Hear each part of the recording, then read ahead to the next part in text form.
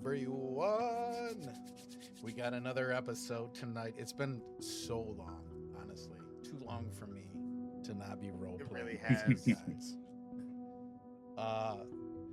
We got a great episode for you guys coming up tonight. I don't want to spend too much time talking because it's been so long and 2 hours goes by real fast. So I'm going to hand it right over to Mark to jump right in here, get started, and then I'll wrap it up with some news at the end. All right. Yeah, so thank you everybody for being here. Sorry that we missed a couple of weeks ago. It was a rough week for a few club members. We've got a lot going on, and as you see, we are missing a wonderful face this evening. Marina will not be with us tonight. She's gonna sit in the hold the back line tonight, and she's got some stuff going on, so we're gonna give her space and let her do that. But we have a game regardless. We're going to have the, well, I don't want to go too far into it because we'll get there. But yes, this is our Light of Xaryxian campaign. This is our Spelljammer campaign. It is a heavily modified Light of Xaryxian campaign, so much so that you might barely be able to call it as such, in that I guess only Xaryxian still exists in it. But yeah, it is our sort of a homebrew campaign of my own that I piggybacked off of the Xaryxian campaign. I've added probably another 3 times as much content. Let's go. To fully encompass these incredible players and their amazing stories. So without going or taking too much time, let's go ahead and do our introductions. You can tell we're all trying to get back into it. Do our introductions. With the exception of the wonderful Miss Marina, we of course have playing Nico, our artificer. Greetings, everyone. I'm Alex, playing your lovable, pliable, very amicable plasmoid artificer, Nico. And of course, we have playing our gun monk. Howdy, howdy, folks. Dayton here playing the Tin Man and ready to get back into it. Yeah. And of course, with our announcements and our news, playing the Astral Elf. That's me. Hey, how you guys That's that doing? guy. My name's Mashu, and I'm playing Valen Yosai, your club's artificer Astral Elf. And I have a feeling this episode's going to be pretty heavy for him tonight. So I've been just trying to get in the headspace. If you know this, I have to apologize. I left my wardrobe Respects. at work while I was filming some promo for Echoes, and I didn't bring it home tonight. So everyone's got to imagine I got my silly little glasses on as I'm looking at them, and I have my armor on, but I don't have it. So I know it might be difficult for people to use their imagination in D&D, but All right, you'll have to look, imagine. hear me out, guys. It's Anybody okay. out there, grab it. We can edit it on in post. Yeah. I'm gonna say, guys, dry erase markers. Everybody just grab one, just draw 2 little dots on your monitor. Boom, it's all set. It's there. That's me. All right. I Wipe don't it want off to when you're take up done. too much time. I'm going to do shout outs at the break for all of our partners and stuff. A lot of fun stuff going on here. A lot of fun new shows. Make sure you're tuning in on Twitch, on YouTube. Leave us a comment, leave us a follow, and play some games with us. We've been diving into Sand Raiders of Sophie, and it's been wildly fun. So check them out. Go to our YouTube and tune in and have some fun. All right, we're going to have a great episode tonight. I cannot wait. Mark, get us going, buddy. All right, so previously on Echo of the Astral Sea, episode 10, Orwellian Revelations. Having wrapped up their business at the Bar Bastion, Tin Man and Jade head out and retrieve their payment from Rodice. On their way out, Rodice hands Tin Man some cargo, ostensibly for the lady, to keep deployed Tin Man's employment. Him and Jade depart to seek their companions at Rowdy's Recycling. Nico, Valen, Arnott, and the Rowdies continue working towards Elo's leg brace. One of the terminals prompts a response from Nico and ejects an object that Nico is able to use to communicate with Buster/Shattermind, a specialized sending stone of sorts. Nico grills Shattermind about Canadex and some other topics. Shattermind explains that Canadex was here reviving an old dream, determining accuracy, and searching for Ort. Nico asks about the Smiling Moon. Shattermind clarifies that it's a probe that was sent into the Veil also in search of Ort. Valen departs the moment he's given the out and meets up with Tin Man and Jade. Valen brings them up to speed about Buster in the state of Khazar-dûm, and he leads Jade over to Liardon's house and encounters something of an odd time lapse. Moment of metaphysical deja vu as he's in two places at two different times at once. Liardon takes a moment to explain a bit about the Treatise of Lunar Elves and how the foreword is the tale of Orion and the events surrounding the failing of the Binary Pact and the eventful discovery of Ort, near a black hole, and the one place Xaryxos' light could not reach them. Liardon and Valen disagree in their opinions of the Xaryxians, Liardon referring to them as cult-like, and Valen espousing the depth and nuance of their culture in response. This extended to their opposing opinions on the Binary Pact. Valen stands by the divine right of Xaryxos' claim that his realm is all that the light would rest upon. Liardon was left disappointed by what he saw as zealotry and eventually relented, simply insisting that Valen continue reading, offering him a scroll of comprehend languages to facilitate said reading.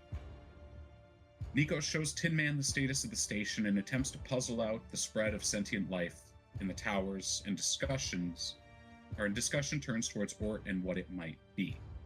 The terminal outlines what Ort is: a myth, a localized black hole, and the expected location of Orion and Tabax. Quote unquote, the expected resting place of Tabax in Xaryxian cultural myth.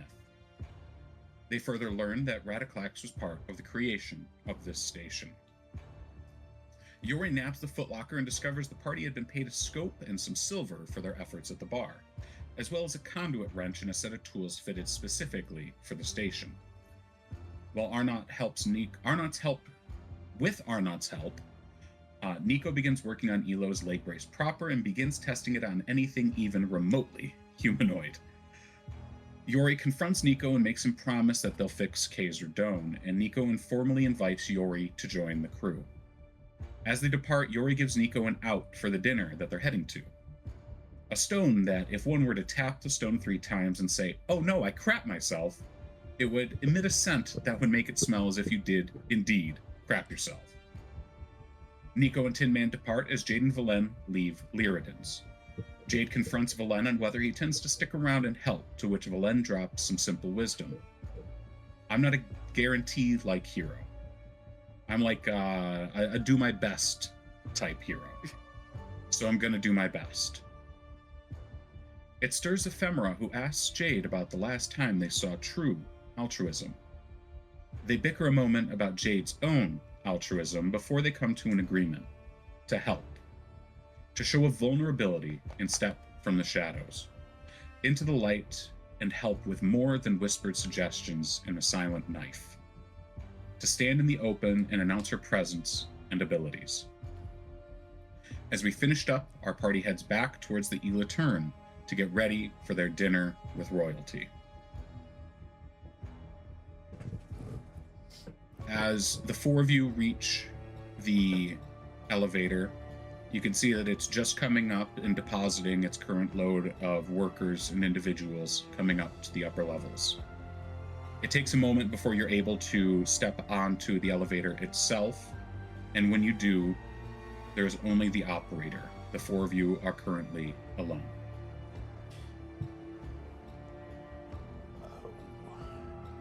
What are you guys wearing to dinner tonight? Do you think I'm overthinking it, or should I dress up nicely? That man's already like in a 3-piece suit, like fit for a rotund gnome. Tall silken top hat. I think you look fine. Well, Nico just looks down at his probably not clothed form at all, and I go, and I shall change into more of a royal purple color. I definitely got to get changed now. I did have Boswell procure outfits for us. Wow, that's very nice. Does he have our measurements? I did. He does now. Awesome. Well, that handles that. Thanks, Dave. Of course. Well, I think we should, when we get back, get changed over pretty quick and prep for this dinner here. So, A wait, little nervous. which tower are we going to again? Is that's Ganymede, right? Yeah. And just how do you take the measurements of a plasmoid? Oh, you know what? Now that you mention it, that's a great question. I Here, didn't. what? I assumed Nico could dress himself. Yep. Fair enough. Very well. I don't think I have to tell you guys, but I'm a little nervous about this dinner we're going to. So if you guys see me fluttering or like getting a little nervous, don't be afraid to throw me a bone and help me out here. I'll see what I can do, but you're known for getting yourself into and out of a lot of tight space on your own. Well, this is a little tighter than normal. Now, this is your sister-in-law, right? Yes. The princess of the Xaryxians. She is ever powerful and influential with my people, and essentially my whole life rides into this dinner tonight. You know. No pressure. Yeah, no pressure one bit. Hey, Tin Man, how many people did it say we're going to be in the... Or did Buster show on that readout? Do you remember? I know it didn't much make sense, I'll tell you that. I thought. It was only like 4, wasn't it? That was House Laken. No, Ganymede had an insane number that and... That was Then House some. Elo. Oh, that's Oh, Elo? yeah. House Elo has 1,200 or so. I House think- Laken had 4 to 6, and the other two had between 200 and 400. Okay. Then it's the only one that was one of the only ones that looked normal. Correct. Yeah, I'm got my whole comeback riding on this little get up here, and essentially, if she throws me to the wind, I'm a no one forever, and Cool. That makes our job easier, doesn't it? I mean, Well, with a little more tact than Nico there, I was under the impression you were already working with that. well, I absolutely was, but when the princess finds you in the deep space, things start to look a little different for you. So you see a new opportunity for yourself. I see an opportunity for us to get in the good graces of an extremely influential person that may or may not have the keys to my future. Well, I'll be I the guess- first to admit. No, please feel free, Nico. Oh, my question is, what side of the fence is she standing on? Because Glenn, if you don't mind me saying, your people just destroyed my home. So, and now I'm about to go, you're telling me we're about to go into a meeting with your sister-in-law, who is the leader of these people. This is very difficult situation to understand here, Nico. And No, I apologize for putting us in a poor position, but I don't believe the princess out here alone means she had much to do with anything. In fact, it has given me a new fire within that maybe Oh. she- There might be a different faction. or a Okay, so different that's what I'm saying. So understanding of Xaryxian, standing in the deep sea there. To my understanding, there was a bit of divide in the Xaryxian culture recently, between Zelith and Zadali, correct? I mean, tabloids and gossip are run amok with these Rumors. Xaryxians, so it's hard to say what's the truth and what isn't. But if there was such a divide, it may just work out in your favor. Now you're seeing what I'm talking I guess about. now, hold up here. Here's the question now I have. Glenn, which side of the fence do you want to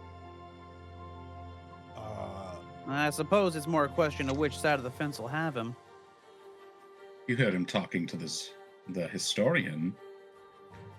He's Xaryxian true and blue. I mean, So, The hold to the gold, if you will. so if she's leaning the other direction, then she can enlighten me in where we go next. But for as much as I know, I don't think we have anything to fear from her.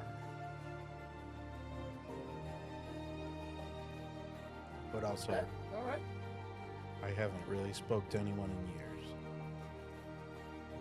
So we're going in with nothing but rumors and hearsay. Hope it works in our favor. And my great smile. Hey, I've done crazier. All right. Let's do it. I assume that the elevator door has been open and held open for us as we have this conversation. You've been at the bottom platform for about 5 minutes, and the attendants just like side-eyeing you, like, when are they going to leave? All right, I There's think just we people should waiting up top. head back to There's the only ship one here elevator. and get changed and ready. As the elevator sort of comes to the bottom layer, you actually see there are two individuals already waiting for you. One of them is a stout Dawar, and the other is the Hadozi Griswold. Hello, gentlemen and Lady Jade. I was just coming to fetch you. Nice, good timing. Are our clothes ready? They are. I've got them in your rooms back at the ship. Perfect. Sorry, I'm a little nervous here and excited here. I'm gonna go get ready here, and I'm gonna like push back and walk past him. While Valen Yes. is absent-mindedly and distracted, I'm going to slap the Elo leg brace on Valen to try and calibrate it some more. Because I know he avoided it last episode. Go ahead and make a sleight of hand. You better make this thing.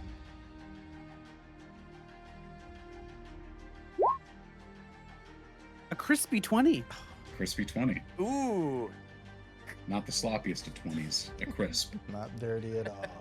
No. Actually, that is pretty So- dirty. A dirty 20. It's only a little dirty. Yeah, tiny. It's a scuffed 20. Valen, as you're stepping away, you feel something fasten around your thigh and your calf, Ah! and Well- you feel surprisingly supported. Nico, get it off me now. Nope. And I'm gonna start. Just your room. I'm gonna try to take it off while I'm walking with it. Like I'm grabbing my knee, actively walking, and as while it's trying to calibrate. No, get off! Every time he does, I'm like whapping him with the pseudopod. Like, no, just get your hands off. And then I'll make it back to my room where I'll take it off while there to get ready. But I'll let it keep. As soon as you get to your room, I take it off and be like, all right, thanks, Valen. Valena, as you return to your room, you do see that on your bunk is a nice set of clothes set out for you. Specifically, it looks to be something of a little more out of fashion, as this place isn't as up on the fashion, as it were, as most places could be. But it looks to be some sort of like a dark blue Takama with a large furred coat that settles over the shoulders. And I'll take my time changing over, and On my body, you'll see some of the tattoos that I had to receive when leaving the Xaryxian Empire. Pretty much naming me a like Exile. Exile. Yeah, that's the word. Thank you. Exile. Tattooed on my body, and I'll take some time to change over. Were those painful? You hear Boswell speaking from the doorway. I don't mean to intrude. Lady Jade sent me to help you out. We've got some experience with the clothing department. Says the penguin. They weren't that painful physically. Well, I won't press. If I could have just a moment, please. Of course, if you need me, I'll be right outside. You can see that he already has his own clothing on. He's wearing a smart, sort of almost like a servant's-like bow tie and black suit. The only difference is that the cowl, or not the cowl, I'm losing my words here. The collar spreads in like a wide, pointed, almost like an emperor penguin-like yellow flare around his neck. So exactly what you would expect a penguin to wear. Exactly. I'll be out here. Just holler if you need me. I appreciate it. Thank you. And I'll kind of shut the door quickly as I feel a little insecure about someone else seeing my tattoos. Don't look at it. It's my shame. Shame. Tin Man and Nico, what are you doing now that you're back at the ship? To be honest, probably up in the mess hall, just Chopping sitting it there. up. Yeah, probably swing by because I think if I remember, Nico, Czar, and Jade all kind of set up shop in the cargo hold. Jade's in the lazaret, and then yes, the other two of you were in the cargo hold. Correct.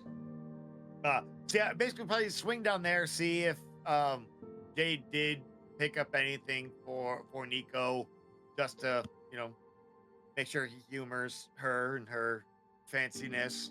It's A single carnation. It's a dye. You put it into your gel, so you come a different color. I imagine it's Food 100% black suit, and it just looks like just a plasmoid in a suit. What you do notice is on one of the boxes is from the waist up a sharper tailored suit, but it's in a darker purple, similar to the specifically chosen to accent the filigree, the gold of your accretion disc. It is only the waist up, and it's got the two very long tailor's tails out the back, giving you sort of an older fashioned look to it. It fastens in the chest with the man, I cannot remember my words, but anyway, it fastens at the front with a set of buttons, and it is a very simple affair, but you can see that it was chosen specifically to have the weighted parts up on the shoulders, so that way you can settle specifically on the shoulders, and you only have to really accent your matter there. The name's Bloop. James Bloop. Chicken, not stirred.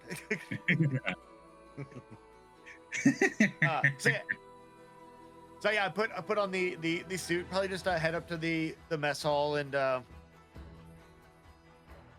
just chill out, wait for the group to ready to go. As you step into the mess hall, you could see that Landor is sitting against one of the walls with his feet kicked up on one of the stools there, the sitting stools. He's got Regano sitting in his lap, and he's just slowly giving the cat a stroke. Hello, you look nicely dressed. Oh, thanks. Of course. Jade picked it out. She is wise. He's pretty smart. we're going out to dinner, but I don't like what they serve. A common concern, especially in a place you don't know. A lot of the times the cultural fare can be a little off-putting to those unfamiliar. Would you like me to prepare you something? Nico kind of thinks about it, like, you know what, can you, how about One more time, I'm sorry. how about a smoothie? A smoothie? For when you get back or right now? Right now. I am concerned that it might damage your complexion. Oh. Landor, you're no fun either. What Jade said. She is wise. She knew. I will have a smoothie ready when you return. And Nico just takes the note out of the pocket and says, no smoothies before dinner. She laminated that, I see. To make sure that you knew. You hear a very distinct, like, sighing sound from Nico. Wait, question, how does a plasmoid sigh? You just like rub two parts of your matter together to make a shh. It's like rubbing two balloons together. Yeah.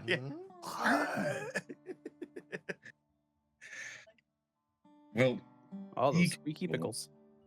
I hear that Booma, the person who is, I believe, the current lead of Jennymead when Boswell and I were out, he can be difficult to get along with. Oh, how so?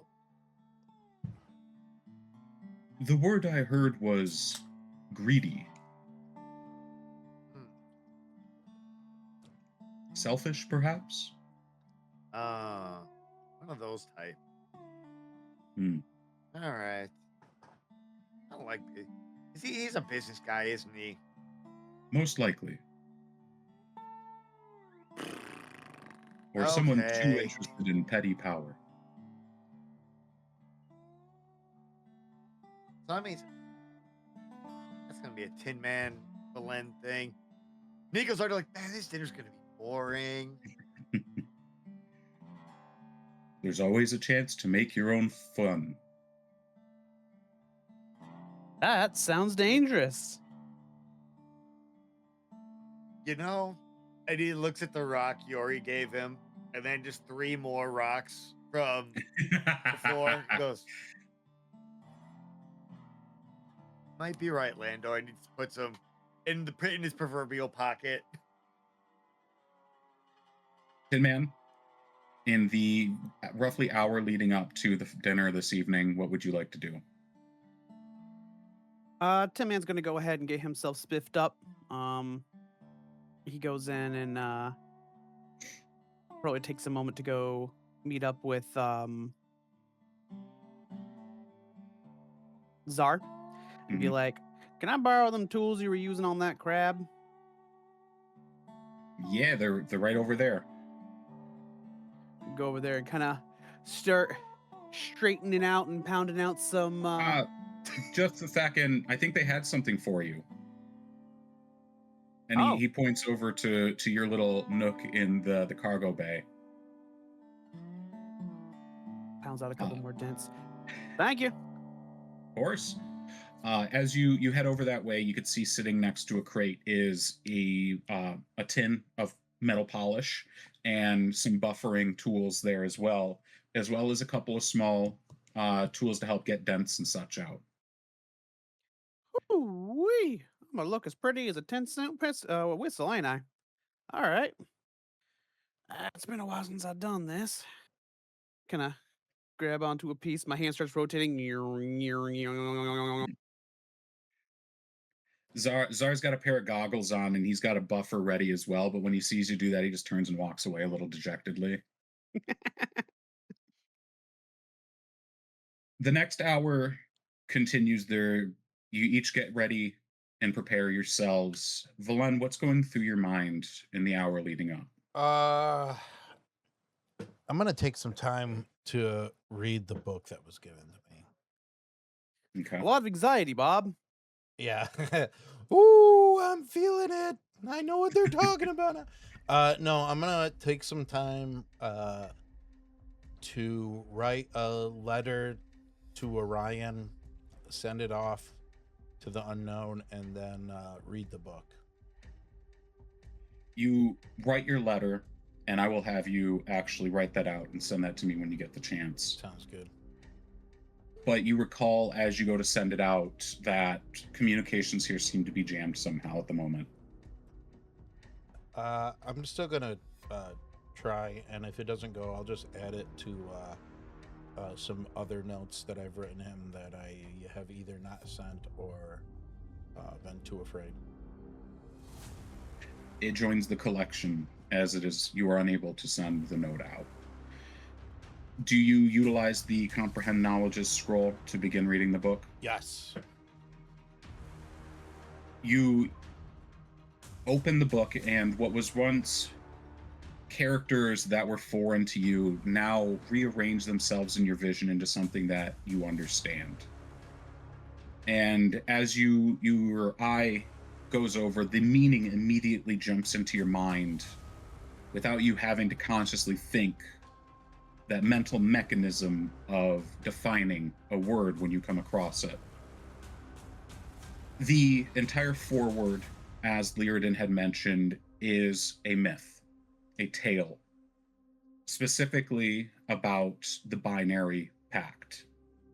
The set of circumstances that surrounded a pact between Xaryxos and Tabex, Orion, and the then Emperor of the Xaryxian Empire to permanently split the solar and lunar elves.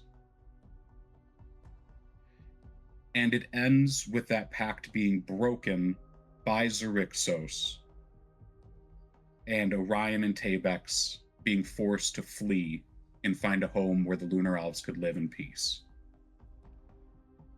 And as I finish That's not how they teach it in school. the book, I'm like nervous as I've just read something I was supposed to not know, and kind of disbelief. I don't really believe it yet, but there's a little bit of me that thinks there's something wrong that says this might be the answer. About 20 minutes before it's time to go, Boswell begins gathering folks together, making the final adjustments and making sure everybody is looking their best. Well, gentlemen, our Lady Jade has some other business that she is about to be to. She said she'd be showing up a little late. So I am to see you up there and see you in the door. I don't know, guys. Maybe we just take another 5 minutes, you know? If you need, Come however. on. And Nico Fashion- just starts pushing Valen. Fashionably late, and I'm pushing against him, like, is a thing, guys. And I kind of lose my footing and kind of pout, let my shoulders go down, and kind of think about what's going on. Like, oh no, this might be the end of old Valen. The trek back up is relatively quiet. Even the air around you is thick with anxiety. You can feel it emitting off of Valen. Cut it with a knife. The elevator only has a few folks on it. It's sort of midday, so not a lot of people are traveling. They're out doing their work. The only people that are really traveling are patrols.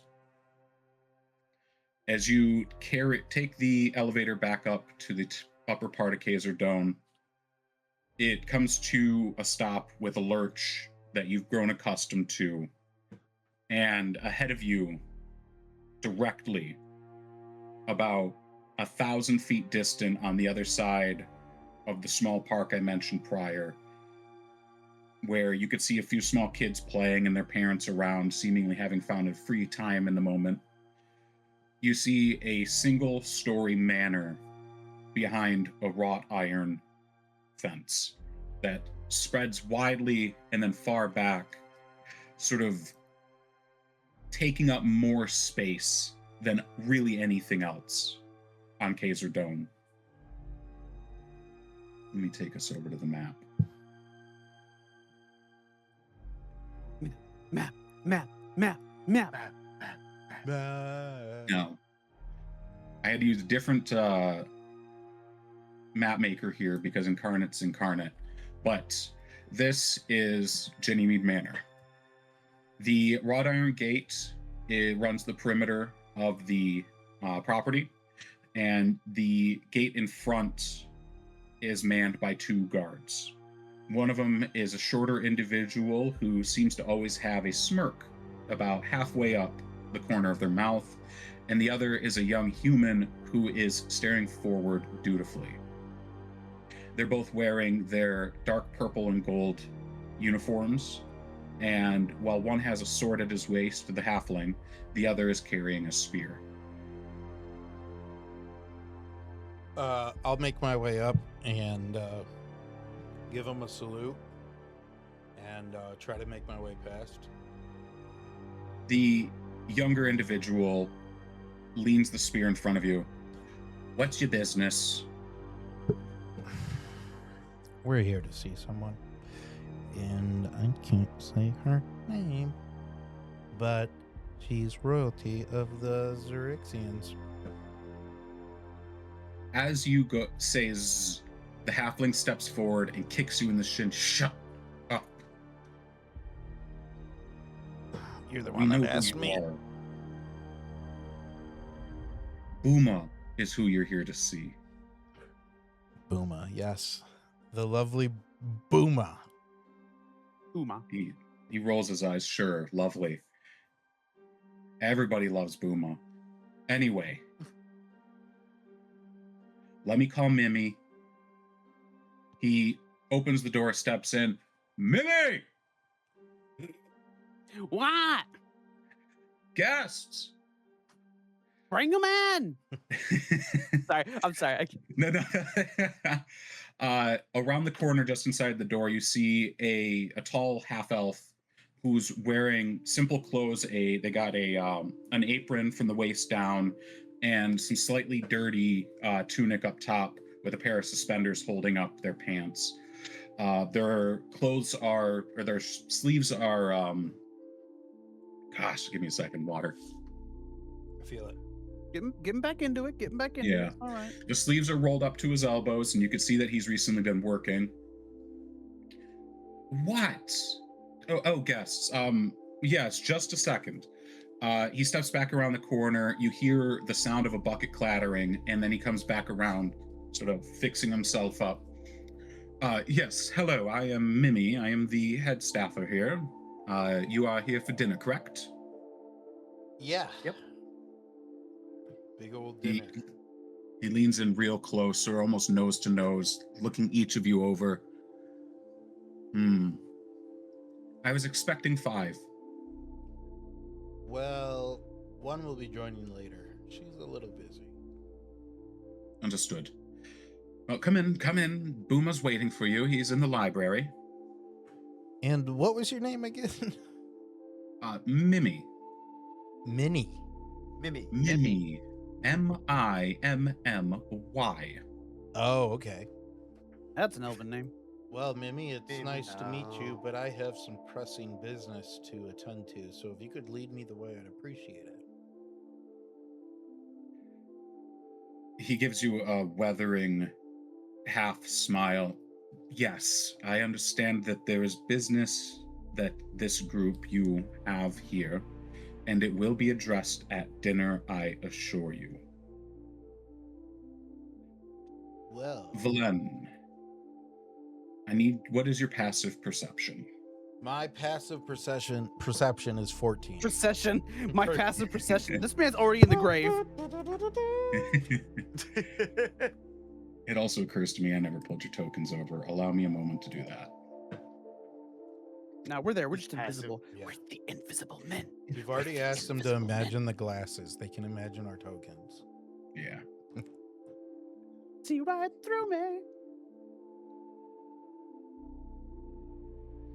The big boys. Big boy. Itty bitty boys.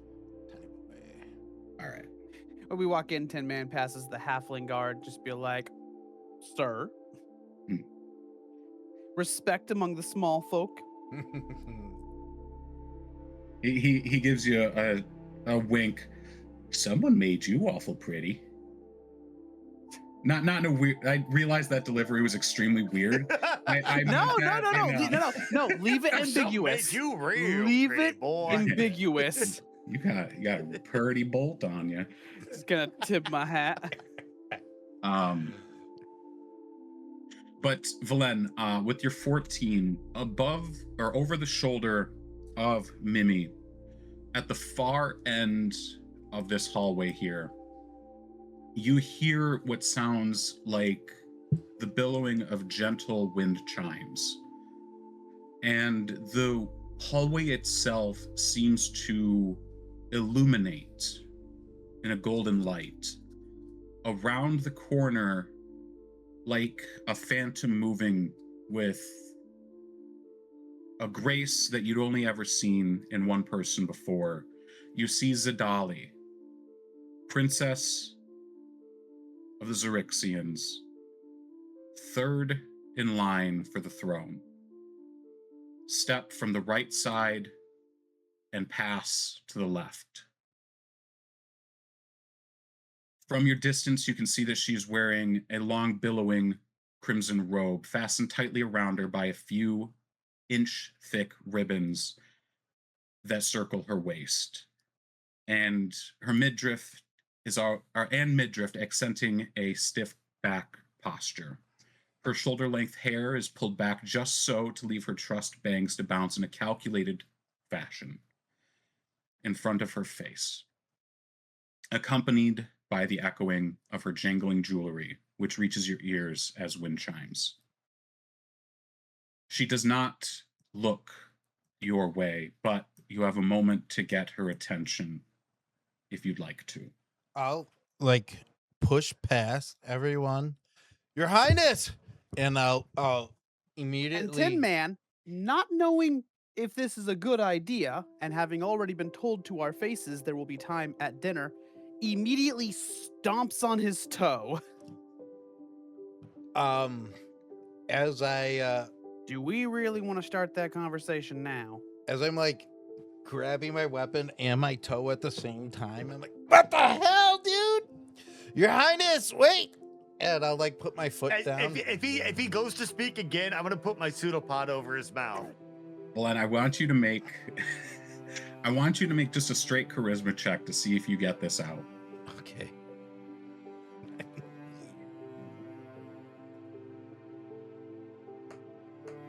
Hey.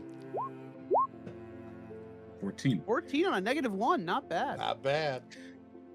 Tin Man, I would like you to make an athletics check, and Nico, I'd like you to make an acrobatics check. You each need to beat a 14. Well, you both need to beat a 14. Athletics. I also have a -1 on that. It's not great. By 1. So, Valen with your 14 charisma check, Tin Man with your 13, and Nico with your 6. Valen goes to call to Zadali. Tin Man, you stomp on his foot, and Nico, you attempt to get your pseudopod around his mouth, but the outcry has already been heard. Mimi freezes, absolutely mortified, and Zadali stops mid-step. Her head turns slowly, as if stunned that someone would refer to her directly, especially in a backwater like this. And the indignance on her face immediately turns to shock. And the gold of her irises begin watering. And you can see her lose her composure for a moment, take a deep breath, and turn towards you. Let him through. And as I make my way through, I'll draw my sword, do a quick move, and then present it to her as they take a knee. Your Highness, I've been looking for you for so long. Stand. Your family. I dare not stand. She reaches down, unceremoniously takes your blade, sets it on the ground, and then lifts you up by the arms. And I have all That's like order. I try my hardest not to look her in the eyes and take her gaze. I'm lost, and I feel you may be the only one to save me, Your Highness.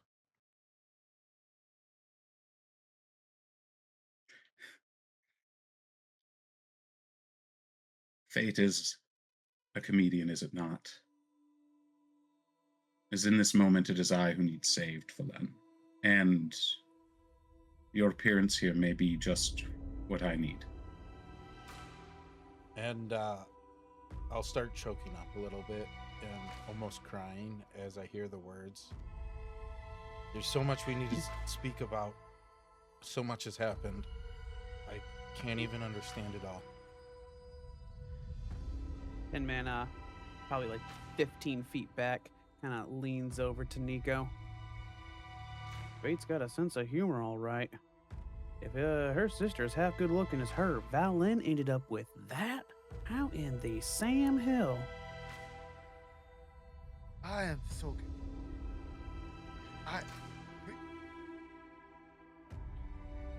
Yeah. How? It's okay. Somehow, Valen luck is at play here. Can I start backing up? I don't know what Jade is up to, but she's never late for no reason. Let's go ahead and let him play this out. Make our way over to Mr. Fun. Let him catch up when he has a moment. Good call. Mimi hears what you're saying, and he leans over. Follow me. Booma's in the library. Lead the way. And he leads you up the right side of the hallway past Valen and Zadali into the library. Zadali, seeing your shoulders begin to shake, pulls you into an embrace, Valen, and she pulls you close. You can feel that despite her the natural elven strength that most elves have, you can feel even in this moment she seems frail. And the way she holds you is weakened. It's not the same familial strength that you recall on your wedding day. It's not the same jovial young woman who congratulated you on your first race win. So much has changed, My Highness. The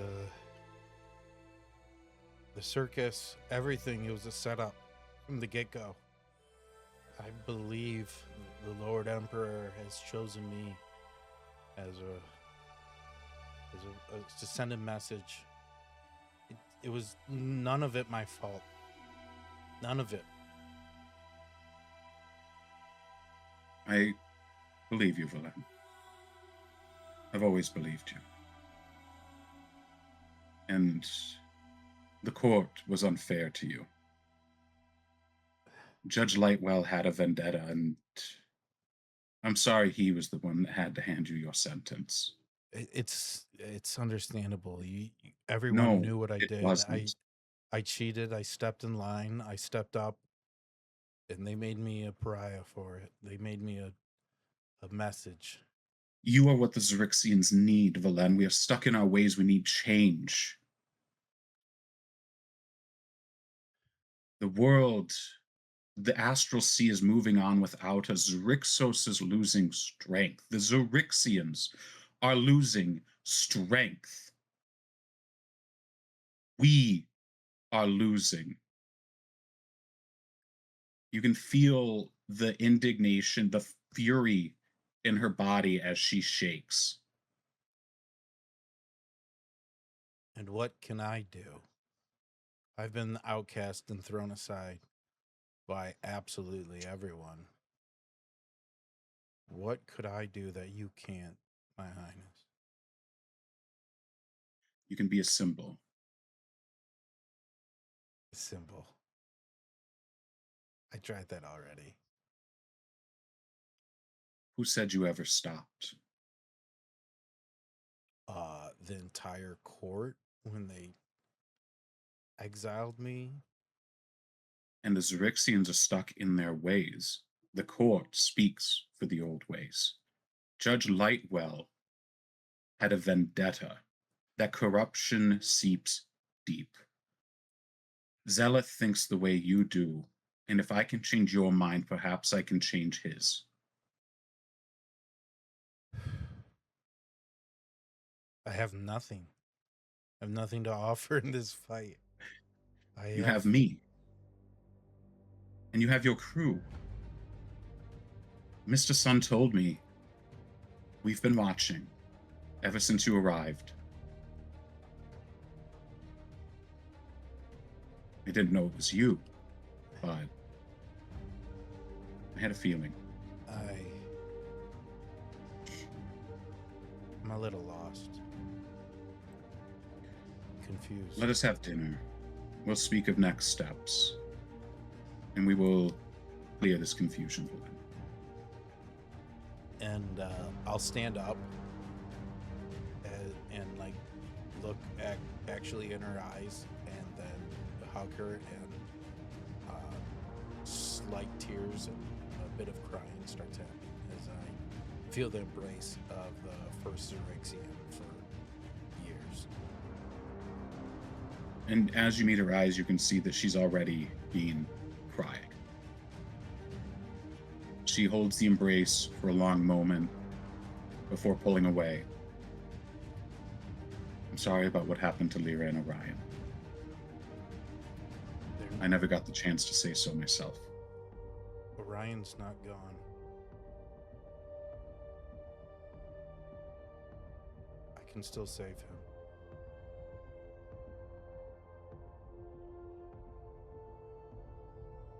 Are you sure? I've been shown something special that I believe will allow me to save him. I don't quite understand it, but I've been shown him in a few visions that he's still out there. Visions. Visions. From whom? I don't quite understand it yet. It's something familiar deep down that I draw energy on. And that energy showed me Orion alive. She takes half a step away and rests delicate fingers just over your heart. Hold on to that hope, Valen. We will need that flame to kindle the change in Xaryxis space.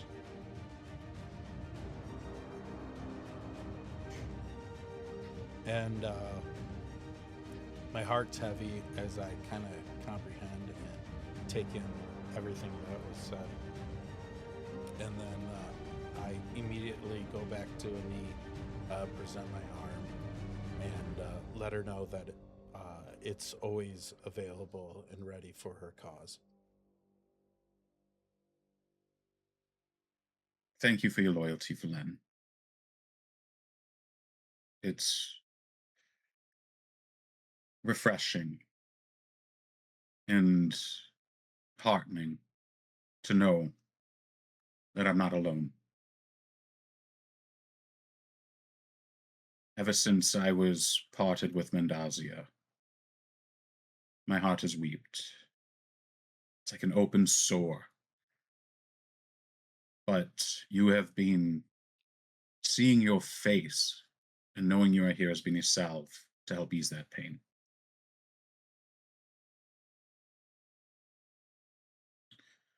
I am attempting to get back to Xaryxis space as quickly as possible. When I left, well, that is a discussion we should have in private. Yes. I will speak to you after dinner. Yes. She grasps one of your hands in both of hers while you're knelt in front of her. And Valen, thank you. And We'll I'll find just Orion. duck down even deeper as I hold my weapon. And now I'm clenching it as a little bit of blood kind of squeezes down my fists as she tells me to find Orion.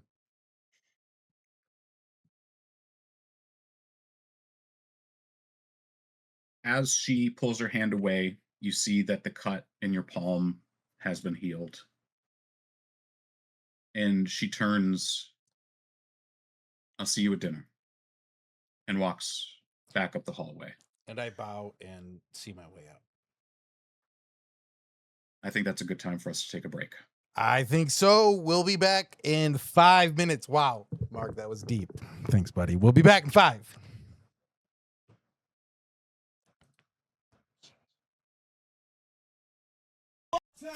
Nimble, and he was quick, but yeah, Pastor Jack's on Jay's dick. My little boy be cold off her cheek, and Rick Van with the fella hella sweet. And out of cool summer in Wonderland, Jack serving Jill bucket in his hand. And damn, let me see you making that ass sound. The turntables might wobble, but it don't fall down.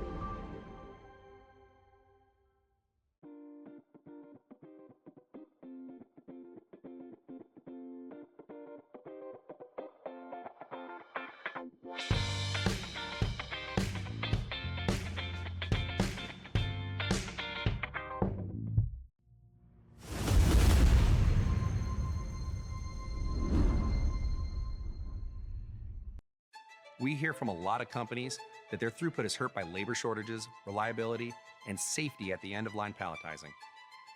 Focus designed the Cube palletizing cell to solve these problems for companies that need automation without anxiety that comes with it. Your team should not have to become robotics experts to support a palletizer. The Cube arrives turnkey and is up and running, and your staff is trained in a single day. The system is designed for people who actually use it. Deployment is straightforward, operation is simple, reliability is high. The Focus operating system is key to this. If you can use a tablet or a cell phone, you can use FOS. Feedback is visual, faults are explained, and setup requires no code right from the HMI, removing operational obstacles. Remote support from our engineers provide the confidence your team deserves. Focus Lens gives insight to production data, system status, and the ability to view and print shift reports provides visibility to management. Together, these tools provide an easy operational experience, keeping your line running smoothly around the clock. The Cube is designed and assembled right here in Detroit. This is what low-risk automation actually looks like.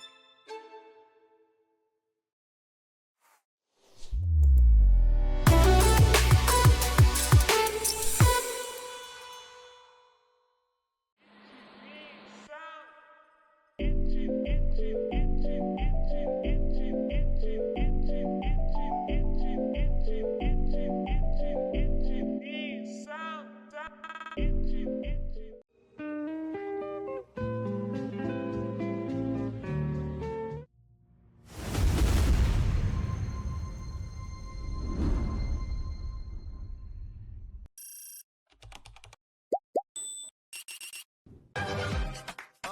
it's a movie. Red carpet, the lights going through me. Anytime I arrive, it's the new me. Real diamonds on my neck, that's groovies. Flashing lights. All these things come to me. Dressed in price. All my rings got weight. You feel that? You feel that? Hey, you heard that? Class.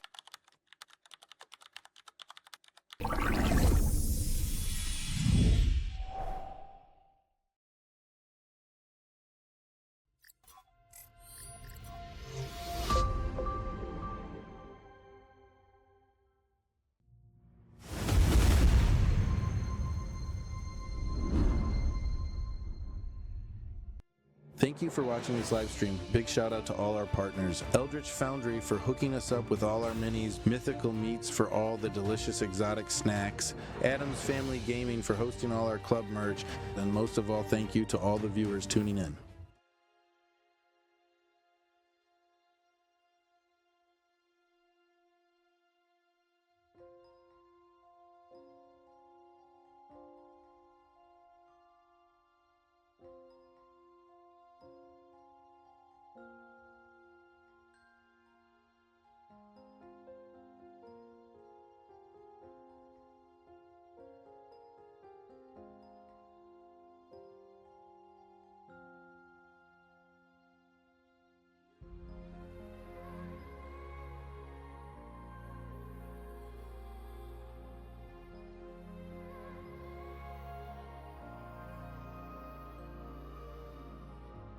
From somewhere.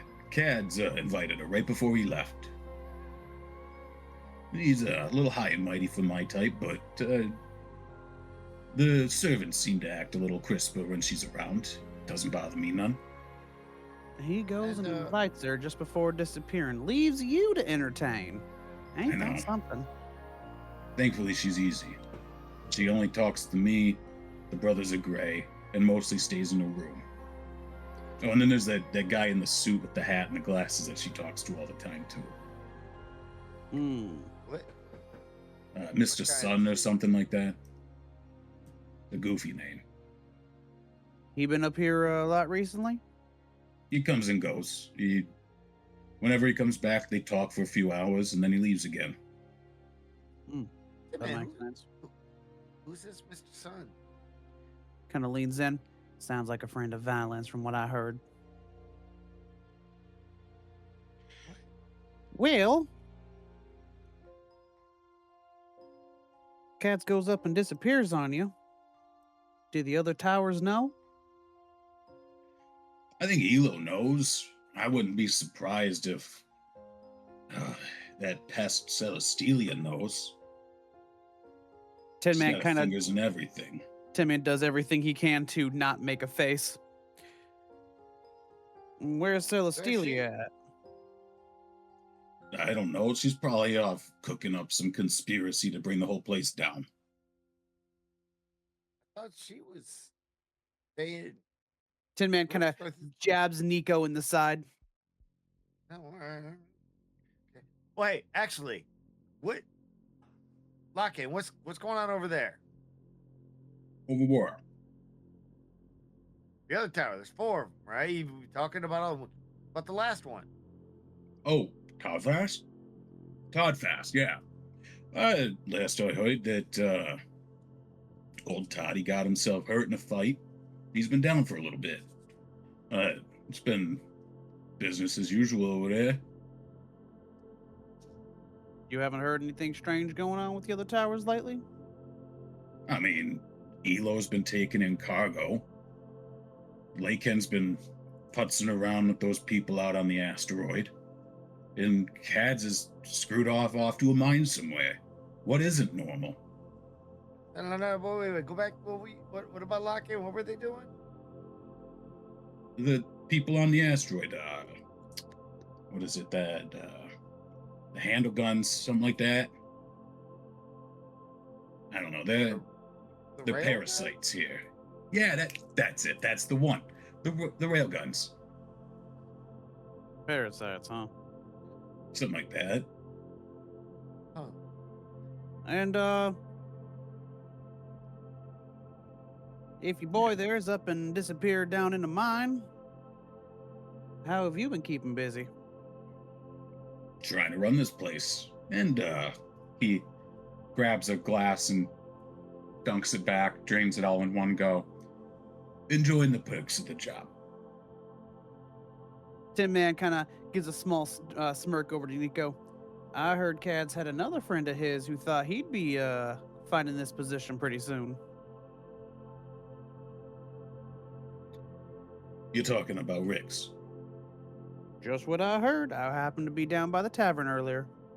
Well, and it's about now that you approach the door and can start hearing the conversation. Riggs is an idiot and has no business acumen in which to run this place. I am unconcerned. Well, nothing like a little bit of job security then, huh? Yes. I am secure in that I know I am qualified, and he is not. Although from what I heard, Mr. Lost in a Mine is a pretty impulsive type. You don't think there'd be trouble if he up and showed up again, would you? Where you been hearing all this? It seems you got some good ears.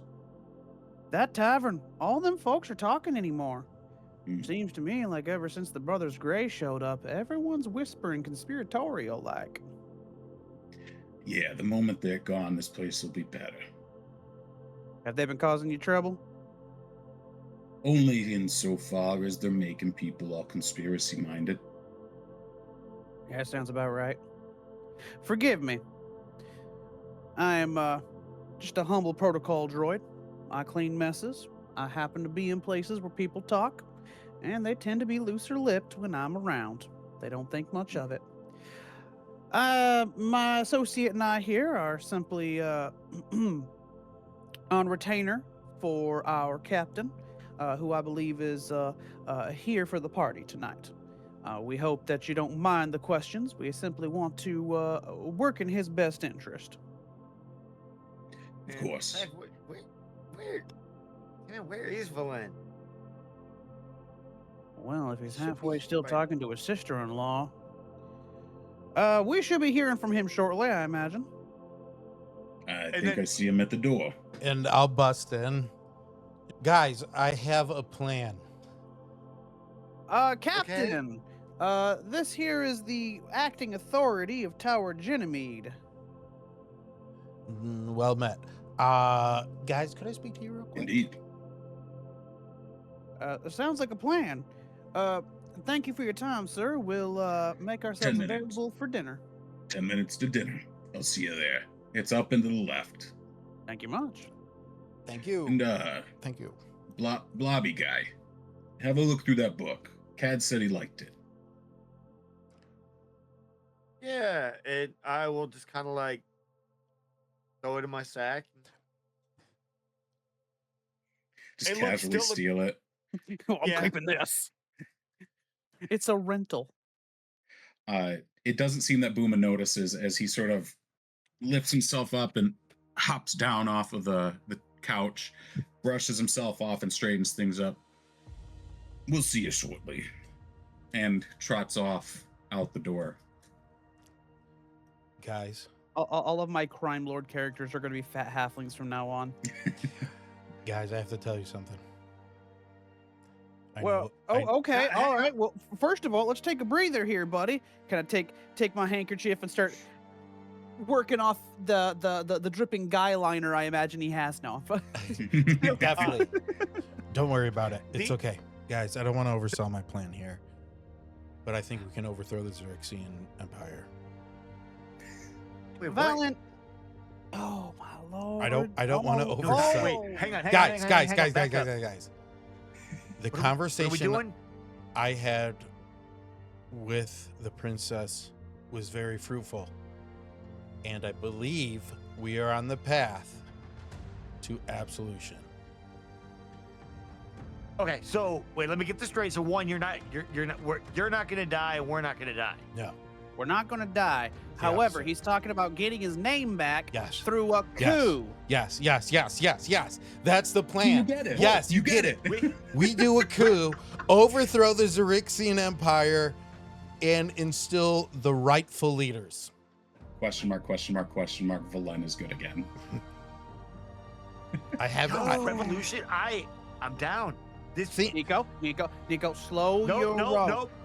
listen. Revolutions are not what they look like in the books, all right? They are bloody, they are messy. Half the time, the government afterwards can't hold its stuff together. Yeah. And most of the time, the good guy is the one who wins and writes the history. You're only a revolutionary, son, if you win, Valen. But Otherwise, you're just a rebel. that all makes a That's lot of cooler. sense. I'm in, Valen. Let's go. But I have to tell you guys, I have the workings of a plan to fix it all. Okay? Explain, what do you mean you have the workings of a plan? It means he has no plan at all, as per the usual. But it's a good vibe. So we're going to plan to come up with a plan. It's a good energy. It's a new energy, boys. All right? Judging by a previous conversation, I think the plan to come up with the plan is usually the plan. Okay. You get it all. You get it all, Tin Man. The plan is just that, to do. And Tin Man just face palms, just an audible clunk. Um, and we're gonna do, guys. We got this. We're gonna do it. We're going to do. Tin Man, Tin Man, help me. No, Liner, help me. Valen, how about we take a breather? I understand you're excited at the remote prospect. Nico, I know that you do love a good adventure, no matter how high the stakes. Yep. And I Nico get has a red bandana tied around his mouth, like the revolutionary style. We ready to And go. I have a terrible stinking suspicion that this wouldn't be the Lady Jade's first coup. But, Nico, focus with me. We've got an obligation here. You and I talked about it. We agreed. Our daddy's left a mess that we need to clean up. If you're talking revolution, that means getting our butts all the way into Xaryxian space. And I'm sure the princess is offering us a one-way ticket. But right now, Not we need to focus on taking care of this place because we are the only ones here, kind of lean in, who have reason to believe it's not going to be here in a couple cycles. Okay. Let's take care of Wait, this. wait, and then we'll come back and talk about that. No, wait. I think, Glenn, this station built, and Nico's doing the 100, like the conspiratorial, like check, make sure nobody's in the room. This station was. Can I make a perception check to make sure nobody's listening? You may. And since Nico's also looking, I'll give you advantage. I feel like we should slow down the role playing and actually roll some dice here just to make sure. No, revolution. No dice rolls. We win. I'm That's a beautiful feeling D4. very concerned. With the 24, with save for someone potentially being on the other side of a door, there's nothing visible that would tell you that you are being watched, and your sensors don't pick up anything. You don't even feel the twinge on the back of your neck as if you were being watched. You feel quite comfortably alone. Just in case, what's the nearest room that isn't the library? The nearest room that isn't the library would be the guard room or Kadz's room, but you haven't been there yet, so you wouldn't really know. Okay, I'm going to kind of stealthily pop my head into the nearest room to see if there's anyone there. You pop back out and come back down the hallway to the guard room, where you see there are no guards inside. They are still posted out in front of the gate. Okay, I'm going to kind of rush Valen and Nico into a private space where we can have this, conversation of literal treason. Perhaps the corner of the library, the deepest corner of the library. The desk. That works too. And as we make our way over the desk, I'm going to pull out the book. And not knowing no one can read it, I'm going to just start citing it and pointing towards it and explaining that I was possibly wrong about a lot of things. And my mind is now open. Right. Okay. So if your mind's open, get this, guys. This station. So my dad built this station. All right. So he built this place, and Okay. it's essentially about 500 years ago they sent a ship probe way out into the Vale. They were searching for, and I looked through like dead at Valen for Ort. I don't know Right. about what Ort was until Buster told us, right? Now, It's got something to do with the other not solar elves, right? and with so the other thing that we learned is that probe is coming back. It's gonna be here relatively soon. Now we're talking, I think you said 3 years, correct? The notation that you had was 3.5 years. Three and a half years. The estimated return of the probe. I'm sorry, but are you trying to make me worried about something that's going to happen in 3.5 years? Nope. I think you should be excited. If that probe's coming back, but one, they sent 2 probes. One coming back. Well, they sent a probe. There was a second one recorded, but we don't know where it currently is.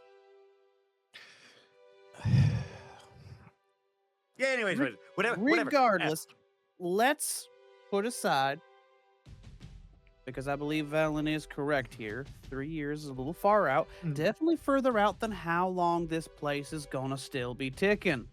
Right? Oh yeah. We only got like 7 months or something like that. So Right. that's priority number 1. But I will give you credit on this, Nico. Can I turn to Valen?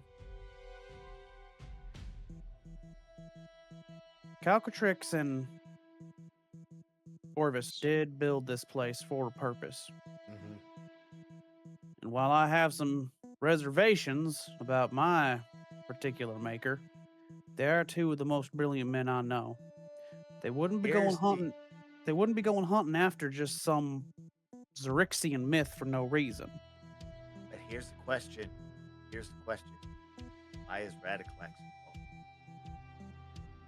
I still have convinced that Radiclax was the one behind the merger day. This was his plan and he ended up not showing up, but the Xaryxians did, which leads me to believe he might be working with them. Why would he want to hunt down some ancient enemy of the Xaryxians?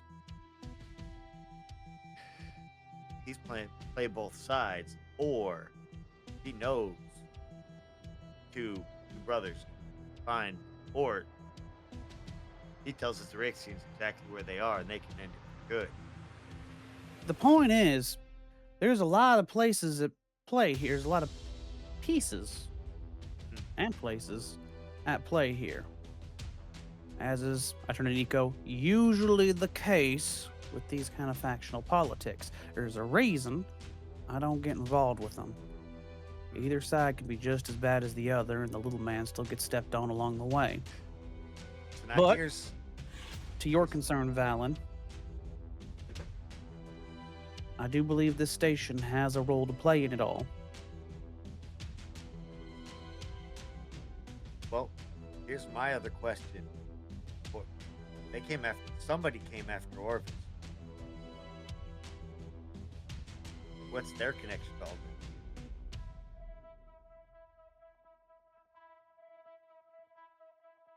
So, we got dinner here in about 5 minutes. How about we go and enjoy ourselves? Maybe see if we can scream up some more resources. Get this place on longer than 7 months. And then maybe we'll go look into this plan of yours. Viva la Revolution! That's the energy I'm looking for. I don't know what Nico's just like fist pump. I don't know what you In and like your every direction. pappy had planned here, but if you guys are willing to help me, let's get this done. Oh hell yeah, Valen! Nico, All right. as you're flailing about, You strike one of the bookshelves and jostle a few of the books nearby.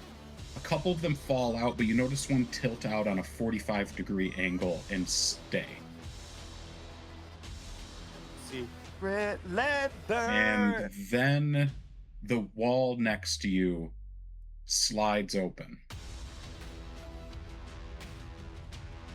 This wall here, just to the south of you, slides open, and on the other side, you see a dimly lit room. It seems to be some sort of storage. However, the candles are kept, and it seems as though someone might have been in here having kept them recently. Boy, what'd you do this time? Well, I kind of went like this, and then I punch a random shelf and knock a book over, and then this happened. And I look at the other bookshelf, expecting it to move. All right, didn't do a good job on that one. I will kind of like peek my head into the darkness, and then yell I out, cast magic missile. "Hey, if you're in there, come on out!" There is no response. However, you do get an odd echoing back, as if the space itself might actually be bigger than it looks. And I'll enter in and look for a candle to light or some type of light source to hit. There are candles already set up on the walls, so it is lightly lit, and the room itself, like I said, appears to be storage. However, there are three spots that are cleared out, and that is the doorway you entered, what looks to be a doorway to the guard room, and then to the south, a final way that goes into a hallway that looks to wrap around to Katz's room. All right. The most interesting thing, however, is there is a hatch in the middle of the floor. Well. Secrets wrapped in enigmas, surrounded by a question. And then I'll reach down and I'll open the hatch up. Gesundheit. The scent of dust and misuse wafts up, but a gentle blue, sort of a cobalt blue light shines up. If you look far enough down, you see a pinpoint of light, and it is a ladder that goes down, from what you can see, quite a ways. Something close to probably 150 to 200 feet. By your calculations, that would put you on the underside of the top part of Donan, or of Kaiser Don, rather. Well. How much you want to bet every tower has one of these? And I'll jump down and take a look and inspect. Okay, really quick. How are you going down? I'm gonna slide down the ladder. Okay, make an athletics check for me. I'll give you advantage. Nico, Tin Man. Hang on a second. Oh, quicker. 19. 19. So glad my chin's not hitting on every rung of the ladder. Dun, dun, dun, dun, dun, dun, dun, dun, dun, dun, dun. It starts losing your grip. Dun, dun, dun, dun, dun, dun. Give me a second. Sorry. You're good. Looking at the letter wording for Featherfall.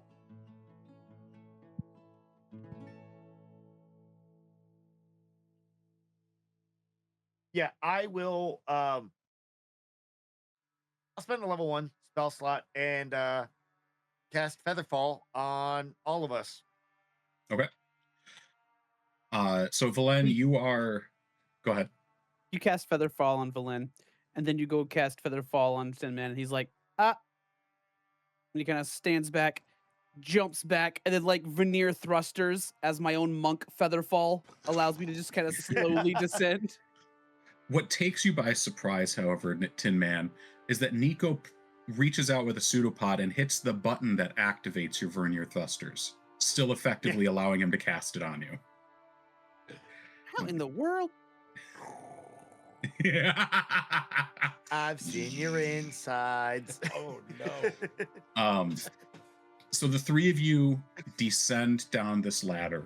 It takes a full probably 5 minutes for you to descend. The sides of this are sheer and you cannot see into the inside of the station itself. It begins getting dark about halfway down. As it starts getting dark, I will remember I had the 3 stones that Yep. I will magical tinker one of them as Tap, tap, tap. Oh no, I think I crapped myself. No. That's in the other pocket. This is my stone. I'm gonna turn one of them into a light and essentially like jam it into the shaft as we're going down as kind of like Minecraft. a beacon. Gotcha. Yeah. All right, it lights also- the. Go ahead. Also, as we are floating down, once we get closer to the bottom, guys, we have dinner in 5 minutes. Right. Fashionably late, my friend. Fashionably late. Yeah, but we may not want to put ourselves in a position that Lady Jade doesn't know where we are. We got 2 options then, Nico. You made it a real ease for us to get down. Hopefully it'll be just as easy for us to get back up. We take 2 steps in, see what we're looking at, come back around later. Maybe when we have the whole team. Or, look over to Valen. Someone goes to dinner for us and someone else goes looking while everyone's distracted. Guys, I don't think I can handle dinner alone, so we better make this quick. All right. Do. It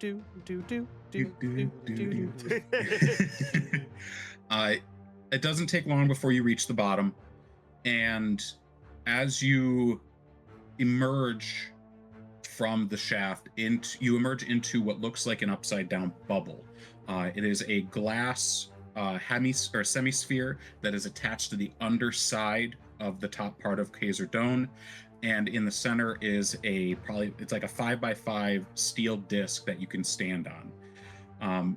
In here is a small cush chair and a table with a book on it. It looks to have been turned into some sort of sitting room. But through the glass, you can see the entirety of Donin. You can see the damage that has recently been caused by all of the attacks from the psionic beings that had been attacking here. You can see the people moving and working. You can see the ships coming and going. You can even see the individuals of the Brothers of Grey in their unique armor coming and going here and there. It seems to be some sort of an observation dome. However, the moment Nico's feet touch the steel disc, things become outlined. Each moving individual is outlined in light green. Each ship is outlined in light blue. Each piece of damage is outlined in red, and you realize exactly how bad it's gotten. But lastly, you can see the inner workings underneath Donin. It allows for an almost cross section where you can see the shafts and the hallways that were put together as Donin was originally created. Specifically, you can also see the AI hub where Buster is settled near the far end in the bottom part of Tower Laken. And you can see the oxygen and engine, the other mechanical parts all dispersed throughout Donin itself. Snap, someone's been playing Minecraft with X-ray mode on.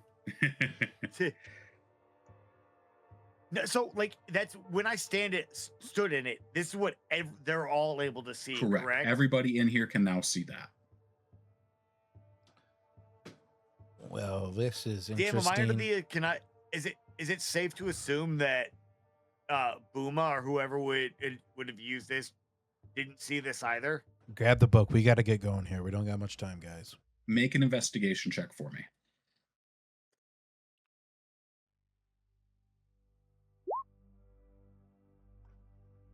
That 20. That's an investigation, all right. From where you're standing, You can see that where you There's step, the Sherlock moment where everything goes into slow-mo and he just starts putting things together. where you step, a thick layer of dust comes free, and even the closed latched book on the table itself seems to have been sitting here for some time. Judging by the depth of the dust, it has probably been several weeks, which lines up with when Cads left. You get the feeling quite certainly that no one's been down here since. Whether that means Booma knows about it, you cannot surmise. What book is on the table? It's a small book. It looks like it can fit into a pocket, but it is a bit thicker, about 1.5 inches. It is latched with a small key, though you can tell just by looking at it that it would be very easy to pop free. But you got the feeling that whoever left it here left it. The security was the location and not the book itself. Yeah. I'm gonna pocket the book. It's leather bound, and as you pocket it, you can see that stamped on the front leather is diary. Oh. Yeah, I know. Guys, taking the diary. We gotta go. We gotta go. Take it. And as I activate it, and like right before I leave, consciously, I'm gonna reach out to Buster and just be like, I have a feeling I know what this is, but what I'm guessing this is where Orvis and Calatrix used to watch from, or where was this? And then like head out. A couple of moments later, as you are climbing the ladder, it takes a long moment for Buster to reach out, and eventually the mechanical pressure of Khazar-dûm presses in on you once more. Observational. Diagnostic lens. They used it to determine if everything was working. Can anyone activate it?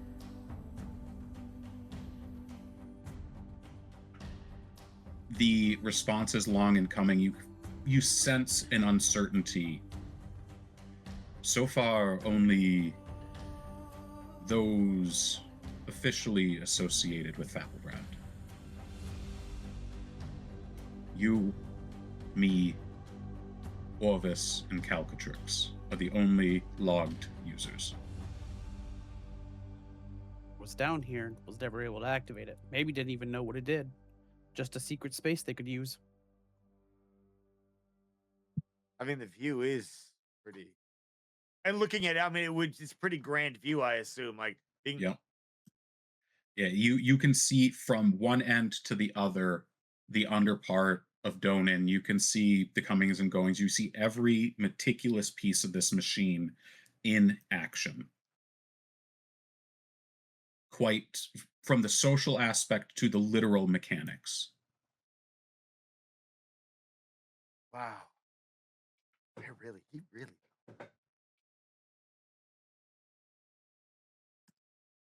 Amazing what two eggheads can do when they're getting bankrolled by a dragon, right? But like, Jester, why here? I think Valen's revolution's coming sooner than we think. Let's Tin Man, dinner. Let's go. Viva la Revolution! And the three of you crest the top of the ladder only a couple minutes later, and you hear the end call of dinner. And I think that's where we'll call it for the night. Oh, I knew it was gonna happen. I knew it. Oh my gosh. Yeah, but you hate to see it happen. It always happens too soon.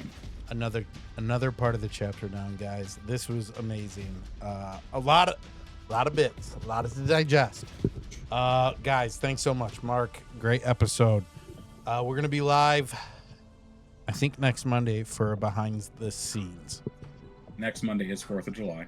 No, it isn't. 4th of July is Saturday. Oh, that's Saturday. Never mind. Yeah. So It's okay, buddy. It's okay. It's the 6th of July. That's like 2 days difference. I think we're gonna be live for next Monday for a behind the scenes of this episode. I can't promise anything because it is the holiday, and it's gonna require me to get an edit done in like 2 days before I go up north for the holiday. So maybe I'll do this one. Yeah. Okay. I'll edit this one. Don't All worry right. about it. Okay. Sounds good. But tune back in. We'll be hanging out and playing some more games. We got Sand going on, which is so fun. Oh yeah. Go to our YouTube, get caught up on the episodes, hit a follow, leave a comment, let us know you saw it live, and we'll be back again next week. Mark, take us home, buddy. Yeah, so don't forget to wash your dice, and until next time, we'll see you in the stars. See ya. Later.